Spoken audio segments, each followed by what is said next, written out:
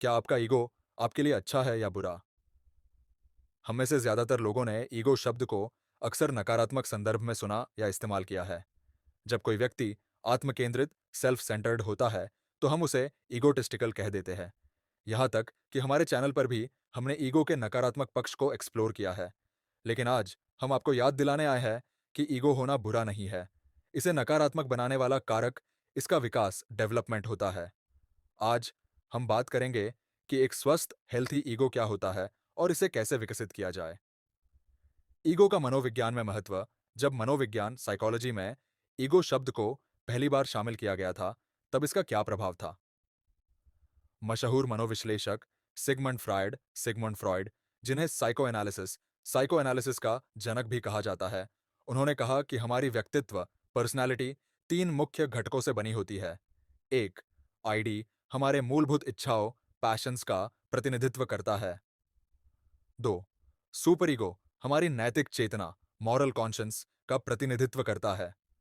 तीन, ईगो इन दोनों के बीच मध्यस्थ, मीडिएटर की तरह काम करता है।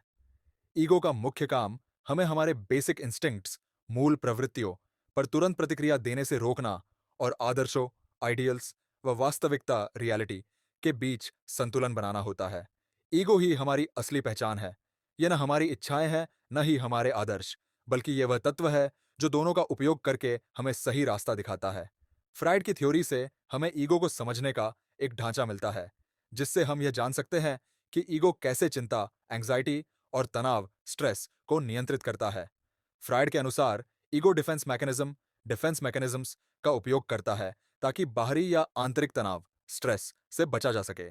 दिलचस्प बात यह है कि जब ईगो इन डिफेंस मैकेनिज्म का उपयोग करता है, तो हमें उस समय इसका एहसास नहीं होता। हम इसे केवल बाद में समझ पाते हैं। कैसे बनाएं एक मजबूत और स्वस्थ ईगो? हमारा ईगो और उसका विकास, डेवलपमेंट, अक्सर बाहरी परिस्थितियों से प्रभावित होता है। समाज की अपेक्षाएं, सोसाइटल एक्सपेक्टेशंस, लोगों की धारणाएं, पीपल्स परसेप्शंस, दूसरों से तुलना करने की प्रवृत्ति, नीड टू कंफॉर्म। यदि ईगो पर बहुत अधिक दबाव, प्रेशर पड़ता है, तो यह अस्वस्थ, अनहेल्थी हो सकता है, या तो अहंकारी, एरोगेंट, या फिर असुरक्षित, इनसिक्योर।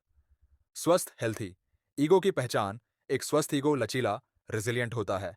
इसकी यह क्षमता ईगो स्ट्रेंथ कहलाती है, जो हमें तनाव, संघर्ष और चुनौतियों का सामना करने में मदद करती है। एक मजबूत और स्वस्थ ईगो न केवल हमें बेहतर रिश्ते बनाए रखने में मदद करता है, बल्कि नई चुनौतियों के अनुकूल होने की क्षमता भी देता है। स्वस्थ ईगो विकसित करने के तीन चरण। अपनी ईगो को पहचानें। सबसे पहले यह समझें कि आपका ईगो इस समय कैसा है। खुद की व्यक्तिगत कीमत, सेल्फ वर्थ को पहचानें। दो, खुद को दूसरों की नज़र से देखें। यह जानने की कोशिश करें कि आप खुद को कैसे देखते हैं और आपके करीबी लोग आपको कैसे देखते हैं। यह तुलना खुद को नीचा दिखाने या बढ़ाने के लिए नहीं है, बल्कि यह समझने के लिए है कि आप दूसरों पर क्या प्रभाव डालते हैं। लेकिन ध्यान रहे, केवल उन्हीं लोगों से फीडबैक लें जिन पर आप भरोसा करते हैं और जो ईमानदारी से आपको सही राय दे सकते हैं।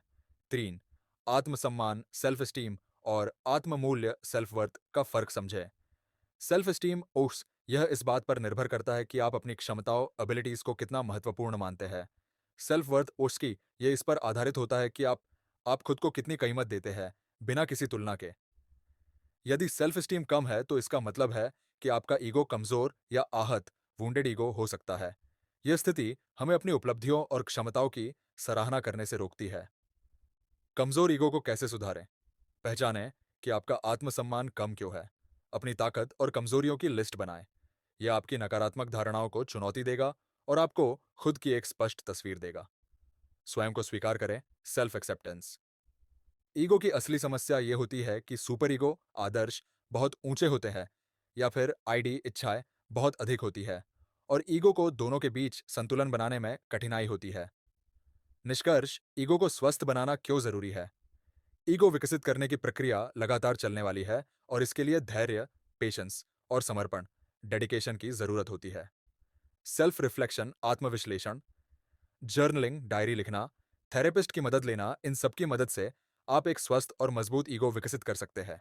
एक स्वस्थ ईगो आपको सिर्फ जीवन की समस्याओं का सामना करने में मदद नहीं करता, बल्कि आपकी मानसिक स्थिति और संपूर्ण जीवन को बेहतर बनाता है। तो आप क्या सोचते हैं?